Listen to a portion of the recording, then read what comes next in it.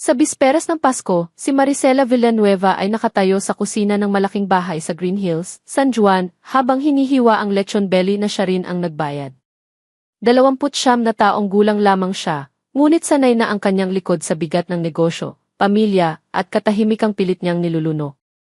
Sa sala, rinig niya ang tawanan ng biyenan niyang si Doña Celia Salcedo at nang hipag na si Karen habang pinupuri nila ang diumano isipag ng asawang si Adrian. Walang nakakaalam o ayaw lang nilang aminin na si Maricela ang tunay na nagtatag ng Silangan Prime Realty, ang kumpanyang bumili ng bahay, sasakyan at maging ng mga regalong nakasalansan sa ilalim ng kanilang puno. Nang tumunog ang doorbell, lumabas si Maricela na may suot pang apron. Bumungad sa kanya ang isang babaeng may bitbit na sanggol, kasama si Adrian na parang bayani ang ngiti. "Mauuna muna rito sina Jessa," sabi nito, waring normal lamang ang lahat. Tahimik na napaatras si Maricela nang hawakan ni Doña Celia ang braso ni Jessa at sabihing, "Kawawa naman ang bata. Dito muna kayo. Pasko naman." Sumunod ang matalas na tingin ni Karen.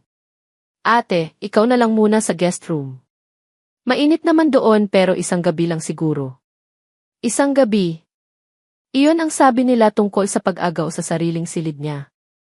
Iyon din ang sabi nila noon nang unti-unti nilang kunin ang kanyang boses, oras, at dignidad.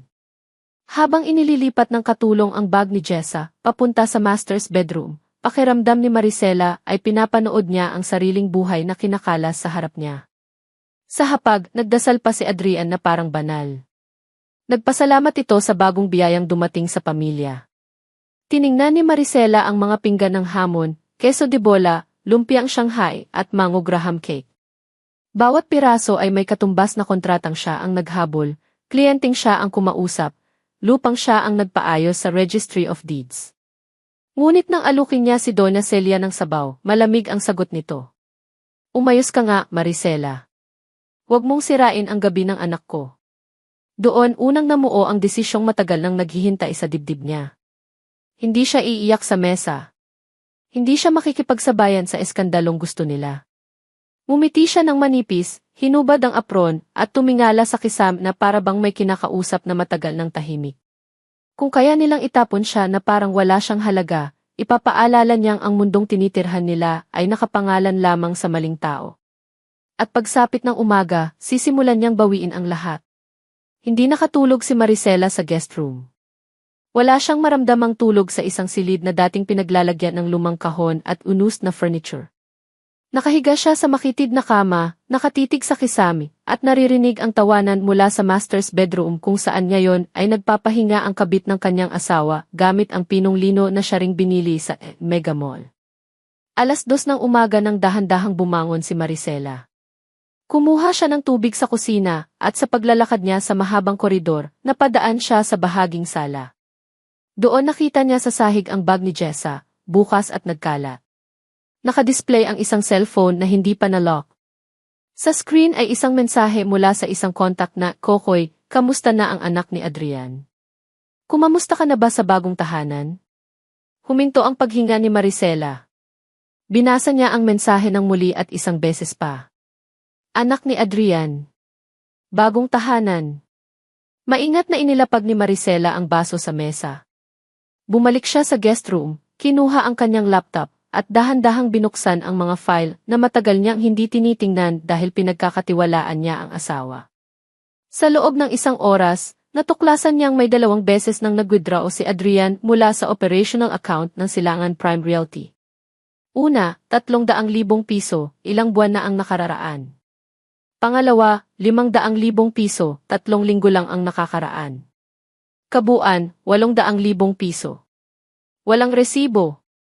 Walang approval. Walang trace. Kinuha ni Maricela ang kanyang telepono at nag-text kay Atty. Rodrigo Bautista, ang abogadong matagal na ring naghihintay sa kanyang tawag. "Sir, bukas na po nating simulan. Lahat na po." Mabilis ang reply. "Handa na ang lahat. Magpahinga ka muna, Maricela." Ngunit hindi na siya makatulog pa. Umupo siya sa sulok ng silid, tiningnan ang kanyang mga kamay, at naalala ang araw na nilagdaan niya ang unang kontrata ng Silangan Prime Realty. 25 anyos pa lamang siya noon.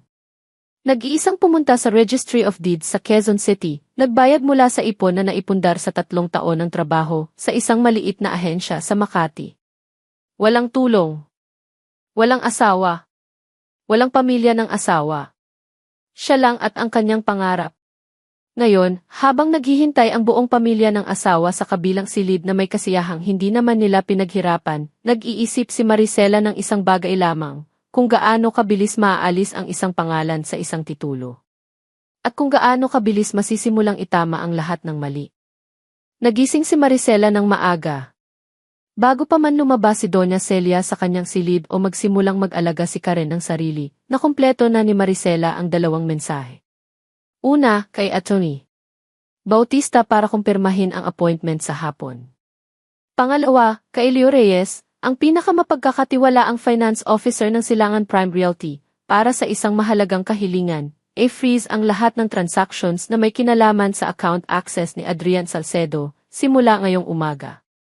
Bumaba siya sa kusina at nagluto ng sinangag at itlog, hindi para sa lahat, kundi para sa sarili lang niya.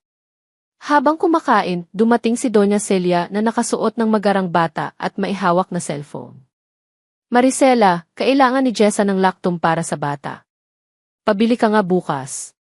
Waring natural. Waring may karapatan. Ngumiti si Maricela. Sige po, Donya. Pero para sa akin, maaga po akong lalabas ngayon. Nang matapos kumain, pumunta si Maricela sa kanilang opisina sa itaas. Kinuha niya ang isang espesyal na lockbox na nakatago sa loob ng kanyang closet, isang lugar na hindi kailanman binuksan ni Adrian dahil akala nito ay lumang alahas lamang ang laman. Sa loob ng kahon ay mga dokumento, ang orihinal na nominee agreement na nilagdaan ng kanilang 5 taon na ang nakararaan. Sa kasunduan, malinaw na nakasaad na si Adrian Salcedo ay nagsisilbing nominal director lamang ng Silangan Prime Realty at ng lahat ng real property sa ilalim ng kumpanya at ang tunay na may-ari ay si Maricela Villanueva. Notaryadong kasunduan. May testigo. May pirmang hindi mapapasinungalingan. Ibinaba ni Maricela ang lockbox at inihanda ang maleta. Maayos. Walang madalian. Inilagay niya ang mga damit na kailangan, ang mga mahalagang dokumento, ang kanyang laptop, at ang isang maliit na litratong kuha ng kanyang ina. Nang lumabas siya ng silid na may hawak na maleta, naabutan niya si Karen sa koridor. Saan ka pupunta? Tanong ng hipag ng may pagkamangha. Lilipat ako sa mas maayos na lugar, sagot niya ng mahinahon. Mas komportable rin kayong lahat kung wala ako rito, ano?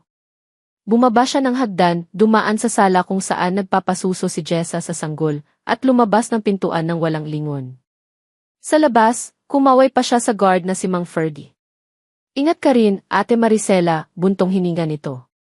Sumakay siya sa kanyang Toyota Fortuner na itim, inilagay ang maleta sa likod, at dahan-dahang nilisan ang Green Hills. Hindi siya naiyak. Hindi pa. Mayroon pang maraming dapat gawin bago dumating ang luha. Ang bahay ni Aling Nena Villanueva sa Sta. Mesa, Maynila ay hindi malaki. 2 kwarto, isang maliit na sala na may nakasabit na kalendaryo ng sto. Ninyo at isang kusina na laging may amoy ng sinaing. Ngunit nang dumating si Maricela na maihawak na maleta at mata na pula sa pagpigil ng luha, wala siyang ibang nais na lugar sa buong mundo.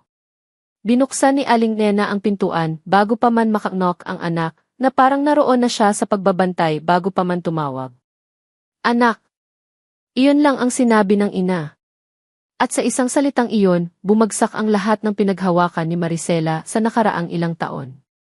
Niyakap niya ang ina at sa katahimikan ng maliit na bahay sa Sta. Mesa, doon siya naiyak ng tunay. Hindi ng tahimik na luha, kundi ng taong matagal nang nagtatago ng sakit. Niyakap siya ni Aling Nena ng mahigpit, pinunas ang buhok niya tulad ng ginagawa ito noon pa man sa bawat sugat ng kanyang kabataan. Pinalayas ka ba nila? Tanong ng ina pagkaraan ng matagal. Hindi, sagot ni Maricela. Lumabas ako. Malaki ang pagkakaiba. Ngumiti si Aling Nena kahit mailuha rin ito sa mata. Ikaw talaga, anak. Pati pag-alis mo, may dignidad pa rin. Sa gabi, habang kumakain ng nilaga na siya mismo ang luto ni Aling Nena, unti-unting ikinuwento ni Maricela ang nangyari. Hindi lahat. Sapat lamang para maintindihan ng ina ang sitwasyon. Nang marinig ni Aling Nena ang tungkol kay Jessa at sa sanggol, hindi ito sumigaw o nagmura. Tahimik lamang itong umupo at pagkaraan ng matagal, nagsalita. Maricela, alam mo kung ano ang pinagkaiba mo sa kanila? Sila nagnanakaw ng lugar ng iba. Ikaw, nagtatayo ng sarili mong lugar kahit wala kang matitirhan. Huwag mong hayaang magnakaw sila ng higit pa sa natanggal mo na. Kinabukasan, pumunta si Maricela sa opisina ni Atty. Bautista sa Ortigas. Dinala niya ang lockbox at ang lahat ng dokumento. Sa loob ng 2 oras, pinalawak nila ang plano. Una, ang nominee agreement ay sapat na batayan para ma-establish na si Maricela ang tunay na may-ari.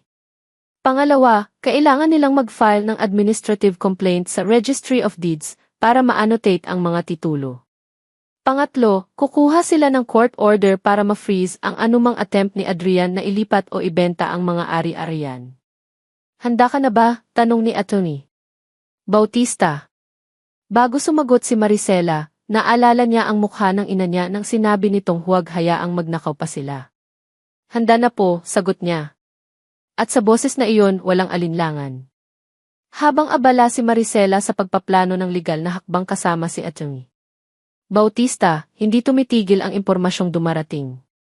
3 araw pagkatapos niyang lumabas ng Green Hills, nagpadala ng mensahe si Leo Reyes, ang finance officer ng Silangan Prime Realty. Pag-usapan nila ito sa telepono ng mahigpit. Ate Maricela, may natuklasan akong karagdagan.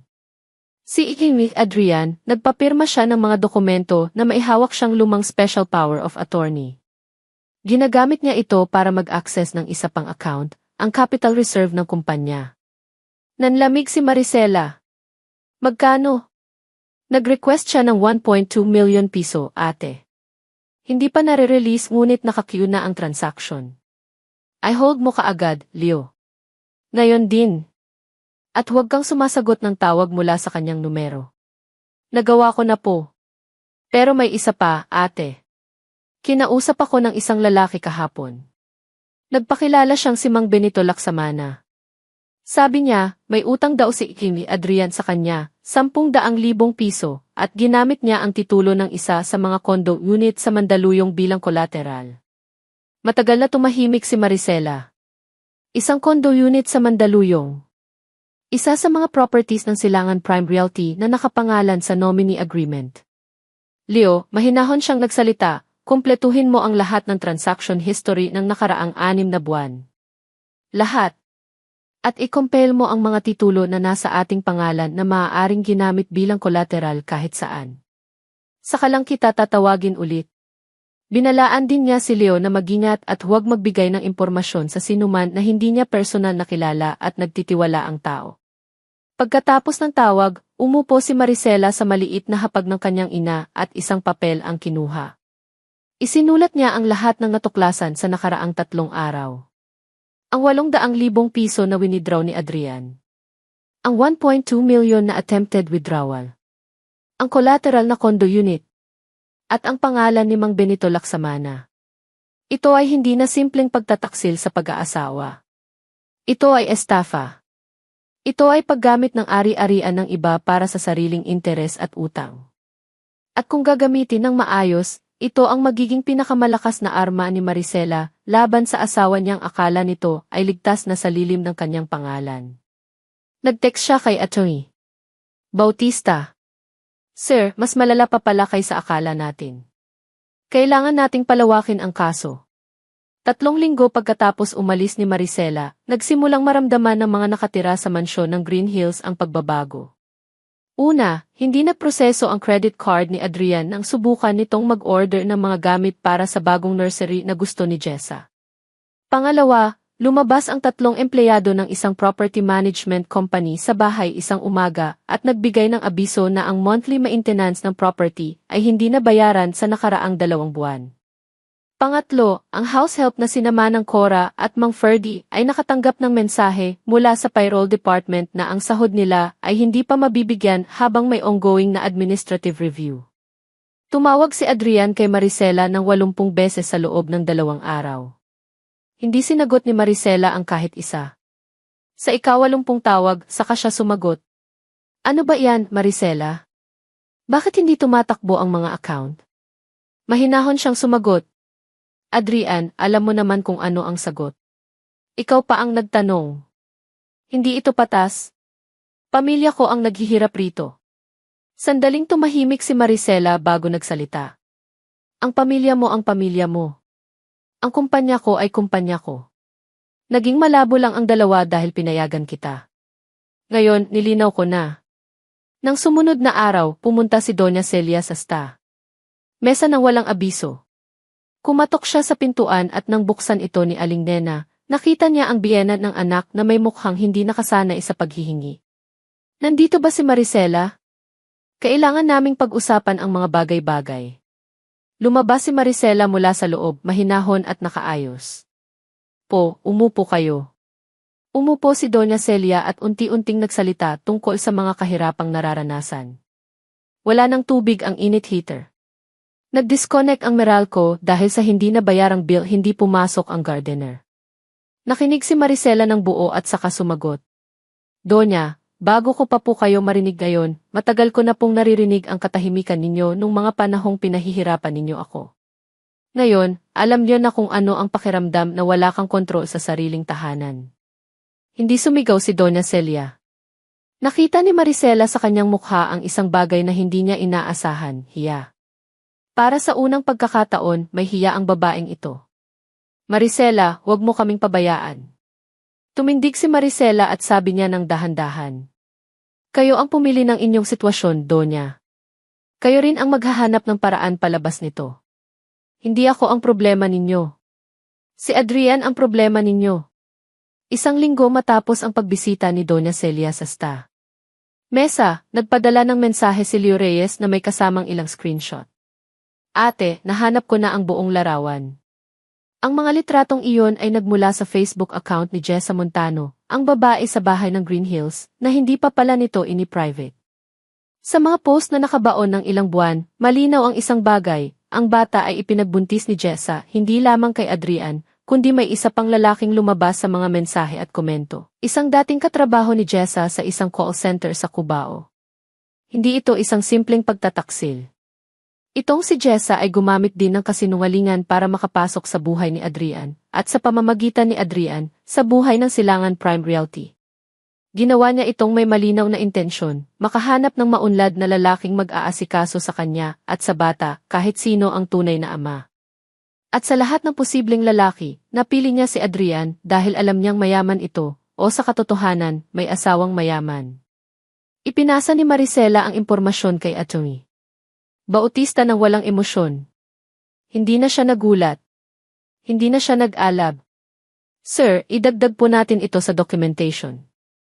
Hindi para manalo sa away, kundi para maging malinaw ang buong larawan kung sakaling mapunta tayo sa korte. Sinabi rin niya kay Leo na i-screenshot at i-archive ang lahat ng makitang post bago pa ma-delete ng may-ari. Sa gabi, nag-video call si Maricela sa kanyang pinakamatandang kaibigan, si Ria Coronado, na ngayon ay nakatira sa Cavite. Sinabi niya ang lahat at doon niya nalaman na ang kwento ni Jessa at Adrian ay hindi lihim sa lahat. Maricela, alam na ng mga tao sa Green Hills yan.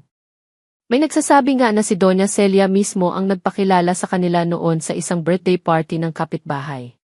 Nagtanong si Maricela, kailangan ko pa bang sorpresahin? Hindi na, sabi ni Rhea. Pero alam mo kung ano ang dapat mong gawin? Huwag mong hayaang maging ikaw ang lumalabas na villain sa kwentong ito. Ikaw ang biktima, pero huwag kang magtayo ng sarili bilang mahina. Magtayo kang biktimang lumaban. Natawa si Maricela ng bahagya. Ganyan ba ang tawag sa akin ngayon? Ganyan ang tawag sa lahat ng babaeng nananatiling tayo, kahit gusto nilang bumagsak ka. Hindi na tahimik si Adrian. Sa loob ng isang buwan mula nang umalis si Maricela, gumawa ito ng 3 malalaking hakbang para mapanatili ang kanyang kontrol. Una, pumunta ito sa opisina ng Silangan Prime Realty sa Ortigas at sinubukang pumasok gamit ang lumang e-card nito bilang direktor. Ngunit ang bagong security staff na itinagubiling ni Leo ay hindi siya pinayagan. Nagalit si Adrian. Alam mo ba kung sino ako? Direktor ako rito. Mahinahon ang sagot ng security. Sir, ang aming tagubilin po ay directive ng tunay na may-ari. Pwede po kayong makipag-ugnayan sa legal counsel ng kumpanya. Pangalawa, nagpadala si Adrian ng abogado nito para makipag-usap kay Atty. Bautista. Ang abogado ng asawa, isang matandang lalaki mula sa isang maliit na law firm sa Quezon City, ay dumating na may hawak na sulat na nagsasabing si Adrian ay may karapatan sa conjugal assets ng mag-asawa. Umiti lang si Atty. Bautista. Irereklamo ko po ang inyong sulat. Ang mga assets na tinutukoy ninyo ay hindi conjugal. May nominee agreement na nagsasabing ang mga ito ay eksklusibong pag-aari ng aking kliyente bago pa man ang kasal. Ang inyong kliyente ay isang nominal director lamang. Handa po ba kayong harapin yan sa korte? Umalis ang abogado ng walang sagot. Pangatlo at pinakadesperado, pumunta si Adrian sa sta. Sa isang Sabado ng umaga, kasama ang isang kaibigan na may katangiang matangkad at malakas ang tinig. Tinawag niya si Maricela mula sa labas ng bakod. Maricela! Lumabas ka! Kausapin natin ito ng matino. Lumabas si Maricela sa pintuan ng tahimik. Adrian, may mga kapitbahay kaming natutulog pa. Bakit mo ginagawa ito sa akin? Pamilya tayo. Sagot ni Maricela ng mahinahon. Ginamit mo ang aking pangalan para mangutang, ginastos mo ang pera ng aking kumpanya, at pinatuluyin mo ang iyong kabit sa aking bahay gamit ang aking pera. Iyon ba ang tinatawag mong pamilya? Natigilan si Adrian. Sa likod niya, ang kasamang lalaki ay natandaan ng magkakalapit. Maricela, pakiusap. Adrian, sagot ni Maricela, ang petisyon para sa annulment ay ipinasa na ng aking abogado sa KIS ng Maynila. Ang kasong estafa laban sa iyo ay nakabinbin na rin sa Fiscal's Office ng San Juan. Kung gusto mong makausap ako, gawin mo sa pamamagitan ng aming mga abogado. Pumasok siya at isinara ang pintuan. Sa kabilang bahagi, narinig niya ang mga yapak ni Adrian na dahan-dahang lumayo. Unang pagkakataong umalis si Adrian nang walang huling salita. Isang bagay na hindi inaasahan ni Maricela ang mangyari ng personal, ang pagpunta ni Mang Benito Laksamana sa opisina ng Silangan Prime Realty sa Ortigas.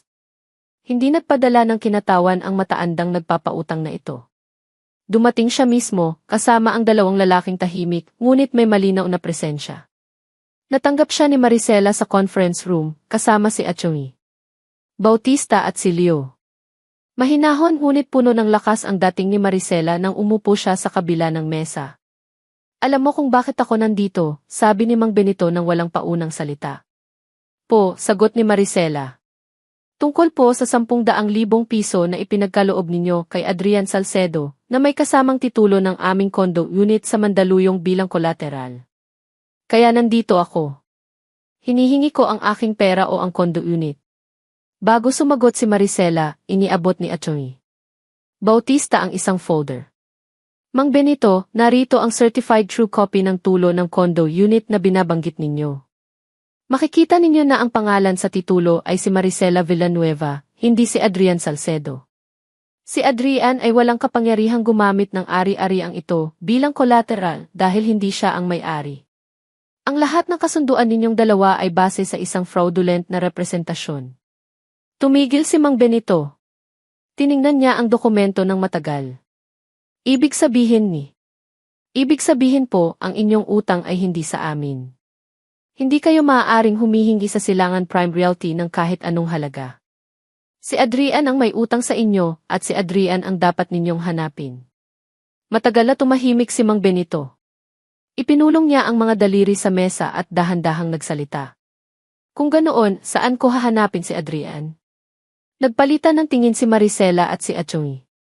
Bautista. Mang Benito, sabi ni Maricela, hindi ko kayo mapipigilan kung sino ang inyong hanapin at kausapin. Ngunit kung tutulong kayo sa aming kaso laban kay Adrian, handang-handa akong magbigay ng lahat ng dokumentasyon na mayroon kami. Kasama na ang kanyang huling kilalang tirahan at ang mga paglabag niya sa batas. Tumindig si Mang Benito. Ayusin natin ang kasunduan na iyon. Pagkaalis nito, buntong hininga si Leo. Ate, ginawa mo lang siyang kasangkapan sa ating plano. Ngumiti si Maricela. Hindi kasangkapan, Leo. Kasosyo sa paghahanap ng hustisya. 1 buwan at kalahati matapos ang Pasko nang bumalik si Maricela sa Green Hills. Hindi siya bumalik ng nag-iisa. Kasama niya si Atty. Bautista, 2 sheriff mula sa IGIS ng San Juan, isang licensed appraiser, at 4 na security personnel mula sa isang reputable na kumpanya sa Makati. Sa kamay nila ang isang court order na nakuha mula sa IGIS. Nagpapahintulot sa kanila na pumasok sa property at mag-conduct ng formal inventory ng lahat ng assets. Ang mansyon sa Green Hills ay tahimik nang dumating sila. Nakita ni Maricela ang kotse ni Adrian, isang bagong Mitsubishi Montero Sport na pulang binili gamit ang pera ng kumpanya, nakaparada sa harapan. Pumunta si Maricela sa pintuan at kinatok. Nag-abot si Mang Ferdy ng tingin na maihalo ng sorpresa at kaluwagan. At Maricela, Mang Ferdy, pasok po kami. May court order. Lumabas si Doña Celia mula sa sala na may ngit-ngit sa mukha. Ano ang ibig sabihin nito? Karapatan namin rito. Iniabot ni Atty. Bautista ang court order. Doña, ang kautusang ito mula sa KIS ng San Juan ay nagbibigay ng karapatan sa aming kliyente na ma-access ang property at magsagawa ng property inventory. Ang anumang pagtanggi ay magiging contempt of court. Lumabas din si Karen mula sa itaas, may hawak na bathrobe. Ate Maricela, hindi mo ito magagawa. Ibinigay sa amin ni Adrian ang bahay na ito. Karen, sagot ni Maricela, walang karapatang ibigay si Adrian ng bahay na hindi niya pag-aari. Basahin mo ang dokumento. Pagpasok nila sa loob, makikita na si Jessa ay nakaupo sa sala na may hawak na sanggol. Nagtatawid ng tingin ang dalawa. Walang galit na lumabas sa dibdib ni Maricela. Sa halip, isang uri ng kapayapaang hindi niya inaasahan. Ang babae sa harap niya ay biktima rin sa sariling paraan nito. Ginamit ang isang kasinungalingan para makapasok sa buhay ng iba, at ngayon, mahaharap sa katotohanan ng lahat ng iyon. Jessa, sabi ni Maricela ng mahinahon, ang bahay na ito ay hindi pag-aari ni Adrian. Lahat ng gamit at karagdagan na narito ay magiging bahagi ng asset inventory ngayon. Bibigyan kayo ng 3 araw para makalipat. Walang nagsalita. Ang mga sheriff ay nagsimulang magtala. At si Maricela ay dahan-dahang lumakad sa mga silid ng bahay na minsan ay sarili niyang impyerno at ngayon ay magiging pangkasaysayan na lamang. Hindi maaaring hindi malaman ni Adrian ang nangyari. 3 oras matapos makarating ang grupo ni Maricela sa mansyon, dumating si Adrian na sakay ng taxi dahil hindi na siya makapasok sa parking lot ng kumpanya. Nakita niya ang sasakyan ng mga sheriff at ng security personnel, at naintindihan na niya ang lahat bago pa man siya makalapit sa pintuan. Maricela! Lumabas si Maricela sa harap ng pintuan, may clipboard ang appraiser sa tabi niya. Huwag kang sumisigaw sa aking harap, Adrian. Nandito ang mga opisyal ng korte. Bakit mo ginagawa ito? Ano bang kasalanan ko? Matagal na tumingin sa kanya si Maricela bago sumagot. Adrian, ginastos mo ang pondo ng aking kumpanya. Ginamit mo ang titulo ng aming properties bilang collateral sa isang loan shark. Dinala mo ang iyong kabit at ang kanyang anak sa aming bahay at pinalayas mo ako sa aking sariling silid. Iyon ang iyong mga kasalanan. Namutla si Adrian. Ang kaso ang estafa case T. Nakabinbin na sa Fiscal's Office ng San Juan. May arrest warrant na ring hinihiling. Atty. Bautista. Iniabot ng abogado ang isang kopya ng mga dokumento kay Adrian. Tiningnan ito nito nang hindi makapaniwala pagkatapos ay lumingon sa ina. Nanay, ano ang gagawin natin? Ngunit si Doña Celia ay tahimik, nakaupo sa isang sulok ng sala na parang ang lahat ng tapang nito ay ubos na. Doon nangyari ang hindi inaasahan. Dumating ang 2 pulis na kasama si Mang Benito Laksamana. Ang warrant ng aresto ay para sa estafa at fraudulent use of documents. Lumapit ang pulis kay Adrian. Ikaw ba si Adrian Salcedo? Tumango si Adrian. May warrant po kami para sa inyong aresto. Nanatili si Maricela sa pintuan habang hinawakan ng pulis si Adrian. Hindi siya nagdiwang. Hindi siya ngumiti ng may galit. Nakita lang niya ang isang taong minsang pinagkatiwalaan niya, na ngayon ay nahaharap sa bunga ng kanyang sariling pagpili. Bago isakay ng pulis si Adrian sa sasakyan, lumingon ito kay Maricela. Maricela, pakiusap. Tulungan mo ako. Sagot niya ng dahan-dahan. Adrian, hindi ko kaya iyan. Ngunit pwede kang humingi ng tulong sa kung wala kang kakayahan para sa pribadong abogado. Iyon ang alam kong maibigay ko sa iyo. At nang sumakay na si Adrian sa sasakyan ng pulis, hindi na lumingon si Maricela. 3 araw na ibinigay ni Maricela kay Doña Celia, si Karen, at si Jessa para lumipat, at sa 4 araw, bumalik siya kasama si Atty. Bautista at si Leo para siguraduhin ang maayos na paglipat. Nang dumating sila, nakita nilang nakapagbalot na ng ilang gamit ang 3, ngunit may kasamang mukha ng mga taong hindi pa rin makapaniwala sa nangyayari. Lumapit si Doña Celia kay Maricela habang nakahawak sa isang kahon ng mga gamit. Napalaki ang mata ni Maricela ng kaunti. Para sa unang pagkakataon mula nang siya ay mag-asawa sa pamilyang ito, ang Doña Celia Salcedo na ito ay mailuha sa mata. Maricela. Po. Alam ko na hindi kita mapapagkasalaan. Ginawa namin sa iyo ang mga bagay na hindi namin dapat ginawa. Pinahirapan ka namin sa sarili mong bahay. Hinayaan naming tratuhin ka ng anak ko ng hindi tama. Patawarin mo kami. Matagalan na natiling tahimik si Maricela. Donya, hindi ko kayo mapatatawad ngayon. Masyadong maaga para doon. Ngunit hindi rin kita pipigilan sa inyong buhay. Lumayo kayo rito at sana ay pag-aralan ninyo ang inyong mga pagkakamali. Lumabas si Karen mula sa loob na may dalang maleta. Hindi ito naghanap ng mata ni Maricela. Tahimik lang itong lumabas at sumakay sa isang na ipinarada sa labas. Ang huli ay si Jessa, na maihawak na sanggol at isang malaking bag sa balikat. Sa labas ng pintuan, naghintay ito ng sandali at tumingin kay Maricela. Pasensya na po, bulong nito bago lumakad. Wala nang ibang sinabi si Maricela. Nang mawala na sila sa paningin, pumasok si Maricela sa bahay at tahimik na naglakad mula silid-tulugan patungo sa sala, mula sala patungo sa kusina, at palabas sa likod bahay na may hardin. Nandoon ang lumang bangko sa ilalim ng puno ng mangga na minsan niyang pinagpahingahan ng mag-isa sa mga gabi na nagtatanong siya kung may solusyon pa sa lahat. Umupo siya. Nagtanaw. At sa katahimikan ng umaga, para sa unang pagkakataon sa matagal na panahon, naramdaman niya ang tunay na kapayapaan. Hindi kapayapaang galing sa tagumpay. Kapayapaang galing sa katotohanan na ginawa niya ang tamang bagay kahit mahirap. Kinuha niya ang telepono at tinawagan si Aling Nena. Nanay, tapos na. Kaya mo bang bumisita bukas? Gusto ko na kayong makita dito. At sa boses ng ina na masayang sumagot, napaiyak na siya ng tahimik, ngunit ngayon ay luha na ng pahinga. 1 linggo matapos ang araw na iyon, nagpulong si Maricela, kasama ang buong board ng Silangan Prime Realty sa kanilang conference room sa Ortigas. Lahat ng mga kasosyo, finance officers, at project managers ay naroroon. Marami sa kanila ay matagal na sa kumpanya, mga taong kasama ni Maricela, mula pa nang ito ay isang maliit na ahensya sa Makati na may 3 empleyado. Nakita nila ang pagbabago.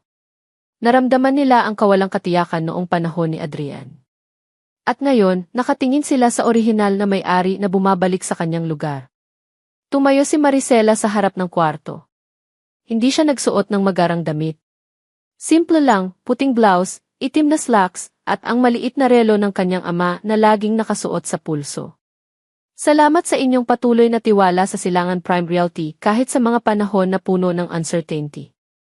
Alam kong marami sa inyo ang nagtatanong kung ano ang mangyayari. Ngayon, iyon ang sasagutin ko. Inilahad niya ang bagong istruktura ng kumpanya. Siya ang magiging direktang chairman at si Leo Reyes ay mag-a-assume bilang Chief Finance Officer.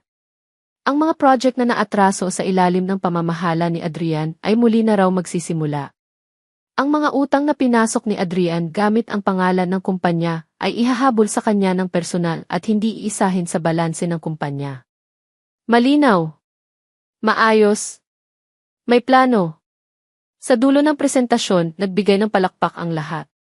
Ngunit mas importante kay Maricela, kaysa sa palakpak ay ang nakita niya sa mga mukha, kaluwagan. Mga taong matagal nang nagtatrabaho sa ilalim ng pamamahala ng isang taong akala nila ay may kapangyarihan, ngunit hindi naman pala. Ngayon ay alam na nila kung sino talaga ang may kapangyarihan, at ang kapangyarihang iyon ay may responsibilidad na sumasaklaw sa kanila. Pagkatapos ng pulong, kinausap siya ni Marlon Santos, isa sa mga pinakamatatandang project manager. Ate Maricela, alam mo ba kung ano ang sabi ng mga tao dati? Noong nasa posisyon pa si Adrian? Ano? Sinasabi nila na kaya malaking kumpanya ito ay dahil maswerte si Adrian. Na siya ang may talino at ikaw ang tahimik na asawa lamang. Ngumiti si Maricela. At ngayon, alam na ng lahat kung saan galing ang swerte. Tuminawa si Maricela ng buo para sa unang pagkakataon sa matagal na panahon. Isang buwan matapos ang muling pagkontrol sa kumpanya, nagpasya si Maricela na ibenta ang mansyon sa Green Hills. Hindi ito mahirap na desisyon. Alam niya sa kanyang puso na kahit wala ng masamang alaala sa loob niyon, ang bahay na iyon ay hindi na ang tamang lugar para sa susunod na kabanata ng kanyang buhay. Nakikita niya sa bawat sulok ang mga taon ng pagtitiis, ang mga gabing nagtatanong siya sa sarili, ang mga umagang nagtatrabaho siya ng walang pasalamat na tinatanggap. Nang makita ng mga potential buyers ang mansyon, mabilis itong nabenta. Isang pamilya mula sa Batangas, ang pamilya Magpantay, ang nakakuha nito. Bata pa ang mga magulang, may 3 maliliit na anak, at nang makita ng ina ang hardin sa likod bahay, nagsabi itong, dito maglalaro ang aking mga anak. Ngumiti si Maricela. Ito ang tamang pamilya para sa bahay na iyon. Mga taong magbibigay ng bagong kahulugan sa mga pader na minsan ay puno ng tensyon. Sa nalikom na pera sa pagbebenta, gumawa si Maricela ng 3 bagay. Una, binili niya ang isang 2 kwartong condominium unit sa San Juan para sa kanyang ina. Hindi malayo sa Mesa, madaling puntahan, ngunit mas komportable at mas ligtas. Nang makita ni Aling Nena ang bagong tahanan niya, umiyak ito. Anak, hindi ko ito karapat-dapat. Kaya ka binibigyan ko nito, sagot ni Maricela, kasi karapat-dapat ka. Ikaw ang nagbigay ng lahat ng pinanggalingan ko. Pangalawa, naglaan siya ng isang bahagi ng kita para sa scholarship fund ng Silangan Prime Realty para sa mga anak ng kanilang mga empleyado.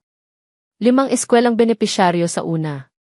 Sabi niya sa board meeting na iyon, ang pinakamatatag na foundation ng isang kumpanya ay ang tiwala ng mga taong nagtatrabaho para dito. Ibabalik natin ang tiwala sa isang konkretong paraan. Pangatlo, pinili niya ang isang simpleng studio unit sa isang kondo sa Ortigas para sa kanyang sarili, malapit sa opisina. Hindi marangya. Hindi malaki. Ngunit puro sa kahulugang wala ng bagahe ng nakaraan. Nang araw na lumipat siya, isang bagay lang ang inilagay niya sa center table, ang maliit na litratong siya at ang kanyang ina nang siya ay 10 taong gulang pa, ngumingiti sa harap ng isang palengke sa Mesa. Simula doon siya. At muli, doon pa rin siya nagsisimula. 6 na buwan matapos ang lahat, isang maikling balita ang lumabas sa isang local property news website. Silangan Prime Realty records highest quarterly revenue in company history under new leadership. Nag-share ito sa Facebook ng ilang ahente, mga kliyente, at dating katrabaho. Mahigit 100 komento ang dumating, karamihan ay mga pagbati. Ngunit ang isa sa mga komento ay mula sa isang pangalang hindi niya inaasahan, si Erea Coronado, ang kaibigan niya sa Cavite. Alam ko nang darating ang araw na ito. Proud of you, bestie. Nakaupo si Maricela sa kanyang opisina sa Ortigas nang makita niya ang post, ngumiti siya, ibinalik ang telepono sa mesa, at nagpatuloy sa trabaho. Ngunit bago siya muling tumuon sa screen, huminto siya sandali at tumingin sa malawak na bintana ng kanyang opisina. Sa labas ay ang skyline ng Maynila, ang mga gusali at kalsada na minsan niyang tinahak na walang katiyakan, na ngayon ay bahagi ng isang mas malaking larawan na kanyang nakikita. Naalala niya ang bata siyang edad 25 na pumunta sa Registry of Deeds ng mag-isa. Ang pakiramdam ng papel na may pirmang bago palang tuyo sa kanyang kamay. Ang unang kliyente na pumili ng kanilang bahay sa pamamagitan ng Silangan Prime Realty. Bawat isa ay isang hakbang na walang alam kung saan hahantong, ngunit patuloy na ginawa dahil sa paniniwalang may katuturan ang bawat pagsisikap. Tinawagan siya ni Atty. Bautista ng hapon. Maricela, ang kasong estafa ni Adrian ay nagtuloy na sa Keith. Matagal pa ang proseso, ngunit matibay ang aming kaso. Handa ka ba para sa mahabang laban? Handa na po ako, sir. Matagal ko na itong pinaghandaan. Natapos ang tawag at muling bumalik si Maricela sa kanyang gawain. Sa susunod na araw, mayroon siyang meeting kasama ang mga bagong investor mula sa Laguna. Sa linggong kasunod, isang groundbreaking para sa bagong residential project sa Cavite. Ang mundo ng Silangan Prime Realty ay lumalaki, at sa pagkakataong ito, siya mismo ang nakatingin sa bawat detalye. Bago siya umalis ng opisina ng gabing iyon, tumigil siya sa pintuan at lumingon sa silid na minsan ay pinaghirapan niyang pagmamayari. Sa dingding ay ang simpleng sign, Silangan Prime Realty, Maricela Villanueva, C. Hindi marangya ang sin payak. Ngunit sa bawat titik may timbang ng lahat ng pinagdaanan. Pinalabas niya ang ilaw, isinara ang pintuan, at lumakad palabas ng gusali ng may tiyan na punong-puno ng kapayapaan at puso na handang harapin ang bukas.